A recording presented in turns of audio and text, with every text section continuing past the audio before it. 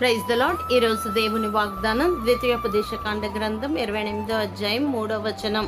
నీవు పట్టణములో దీవింపబడుదువు, పొలములో దీవింపబడుదువు. ప్రియ దైవజనమా, నీవు నీ దేవుడైన యెహోవా మాట శ్రద్ధగా విని నేడు నీకు ఆజ్ఞాపించుచున్న ఆయన ఆజ్ఞలన్నిటినీ నమ్మకముగా అనుసరించి యథార్థవంతునిగా నీవు జీవించిన ఎడల నీ దేవుడైన యెహోవా భూమి మీదనున్న సమస్త జనముల కంటే నేను హెచ్చించును. ఎందుకనగా నమ్మకమైన వానికి దీవెనలు మెండుగా కలుగును. కావున నీవు నీ దేవుడైన యెహోవా మాట విని ఎడల దీవెనలన్నీ నీ మీదకు వచ్చి నీకు ప్రాప్తించును. యథార్థవంతుల దీవెన వలన పట్టణమునకు కీర్తి కలుగును గనక నీవు పట్టణములో దీవింపబడుదువు, పొలములో దీవింపబడుదువు.